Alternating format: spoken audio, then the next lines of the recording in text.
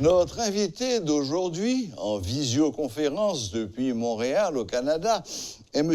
Thomas Lalime, qui est à la fois économiste et statisticien. Bonsoir, M. Lalime, et bienvenue. Bonsoir à tous les auditeurs, toutes les auditrices de Télémétropole. C'est un plaisir d'être avec vous cet après-midi.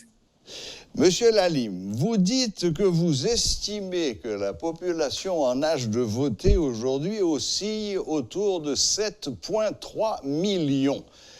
Est-ce que ce chiffre est fiable? C'est même pas moi qui estime. Tout ce que j'ai fait, c'est de regarder les différentes estimations faites par l'Institut haïtien de statistique et d'informatique. Et peut-être là, le seul endroit où j'ai peut-être fait une estimation, c'est pour l'année 2021, mais les autres chiffres sont rapportés comme je les ai pris dans les différents documents de l'IHSI. Et si vous voulez, je peux vous donner une idée très claire. Déjà en 2003, à partir du dernier recensement général de la population et de l'habitat réalisé par l'IHSI, la population âgée de 18 ans et plus, donc en âge de voter, était estimée, était calculée, parce que là, ce n'était pas une estimation, c'était à la suite du recensement de 2003, c'était 4 726 561 personnes. En 2012, après le tremblement de terre, l'IHSI a publié encore un autre document où il a été mentionné une population en âge de voter, donc de 18 ans et plus, de 6 32 657. En 2015, il y a un autre document publié par l'IHSI où la population en âge de voter était estimée à 6 296 351 personnes. Très bien. Maintenant, en 2018 et en 2020, j'ai pu accéder à des estimations faites par l'IHSI, mais qui ne sont pas rendues publiques dans des documents officiels, comme c'était le cas en 2003, en 2012 et en 2015, mais qui sont accessibles aux gens qui sont intéressés, les chercheurs qui sont intéressés au niveau de la population, en fait.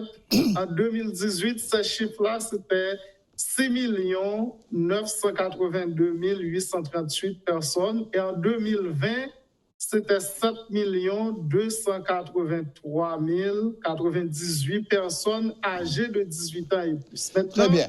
La seule chose que j'ai faite qui pourrait être assimilée à une estimation, si vous voulez, ma touche personnelle, c'est de dire que si on a observé en 2000, la différence que j'ai prise entre 2020 et 2018, donc ça peut nous donner une idée de combien la population augmente, la population en âge de voter augmente par année, et je ne fais qu'ajouter cette... Très bien. Bon, oui. Cette augmentation-là, qui est autour de 100 000, pour pouvoir trouver l'estimation pour l'année 2021. Et si vous voulez, ça nous rapproche du niveau de 7,3 ou près de 7,4 millions de personnes en âge de voter. Et maintenant, vous allez retirer votre casquette de statisticien et mettre votre casquette d'économiste.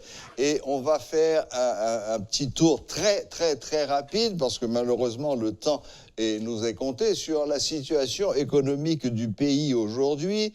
Il y a la dépréciation de la gourde qui continue, même si elle a ralenti. Depuis des temps. Ce matin, c'était à 88 gourdes, si je me rappelle bien. Le dollar continue à être très rare. Et dans le même temps, la BRH annonce l'arrivée de billets de 2500 et de 5000 gourdes très bientôt. Qu'est-ce que vous pensez de ces éléments? Rapidement. De ces éléments. Alors, peut-être que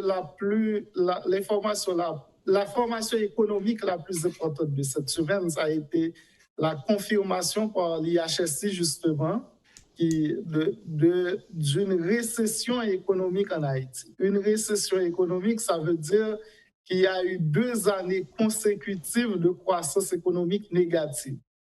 En 2019, un taux de croissance de moins 1,7%. Et en 2020, un taux de croissance négatif de moins 3,3%. Et ça, l'IHS l'a dit que c'est la contre-performance économique, la mauvaise performance économique la plus grave depuis le tremblement de terre du 12 janvier 2010, où le taux de croissance était négatif et c'était estimé à moins 5,5% à l'époque. Et deuxième chose à mentionner aussi à ce niveau, c'est que il faut remonter jusqu'à l'embargo dans les années 90 pour retrouver 2 années consécutives de croissance économique négative. Donc là aussi, c'est assez grave. Donc en fait, si vous voulez, le taux de change, lui, comme vous étiez en train de le mentionner, c'est comme le thermomètre qui indique le degré de la fièvre. Le degré de la fièvre, c'est ce qui a permis, qui a causé, si vous voulez, ce taux de croissance économique négative, parce que ce que les gens devraient comprendre, c'est que pour que Haïti s'en sorte de là où elle est présentement, il faudrait avoir des taux de croissance économique supérieurs à 10% pendant une période d'au moins 20 ans, en fait, comme l'a fait la République dominicaine, encore plus loin de nous, la Chine qui l'a fait sur plus de 30 ans, en fait. Oui. Donc là, imaginez qu'un objectif qui devrait être un taux de croissance de 10% sur le long terme, pendant plus de 20 ans, maintenant, vous n'arrivez même pas à faire 0%, vous faites moins 1,7% dans un premier temps et moins 3,3% dans un premier temps. Et on ne sait même pas encore comment ça va être pour l'année 2021. Donc, ça vous donne une idée très claire de la situation économique. Et dans une telle situation, en fait, c'est normal d'avoir des indicateurs comme le taux de change, comme le niveau d'inflation qui augmente. Maintenant, quand le niveau d'inflation augmente à des niveaux proches de 20% par année, tout ce que ça veut dire, c'est qu'à chaque année, il vous faut 20% de revenus de plus pour se procurer un même panier de biens ou de services. Donc, à ce moment-là, la réflexion qui conduit à la mise en circulation de nouveaux billets, c'est tout simplement que ce que vous pouviez vous procurer à un billet de 1000 goudes il y a de cela 15 ans, par exemple en 2005, quand le billet était mis en circulation, maintenant, il vous faut le billet de 2500 gouttes à exactement cette même valeur-là. Donc, avoir un billet de 2000 gouttes en mai en 2005 est équivalent au fait d'avoir un billet de 2500 gouttes en mai en 2021. Donc, peut-être, en fait,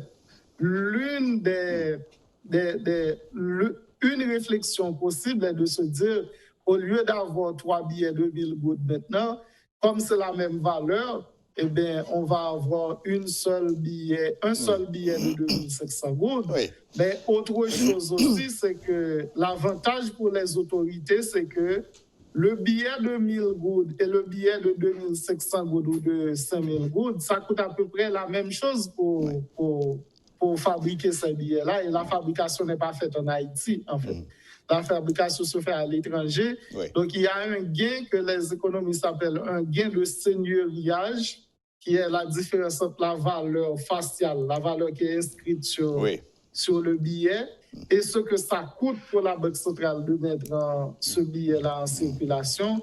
Donc, il y a un gain à ce niveau que les autorités gagnent à avoir des billets de plus grande facture. Oui. Évidemment, il y a des gens qui disent que c'est une façon de s'accommoder à la situation, mais ça, ce n'est pas une façon de faire face et de résoudre le problème. Effectivement, si vous voulez résoudre les problèmes qu'on vient de mentionner là, ce n'est pas forcément du côté de la politique monétaire que ça va se résoudre, mais même pas du côté économique du tout, c'est plutôt dans l'environnement politique qu'il y a plein de choses à régler. Et c'est pourquoi aussi avoir des opérations politiques du genre référendum ou élection contestée à la base, ça ne va que faire ça ne va faire qu'empirer la situation au lieu que ça participe à résoudre la situation qu'on est en train de vivre actuellement. Et je ne pense pas que personne dans le pays ou même à l'extérieur du pays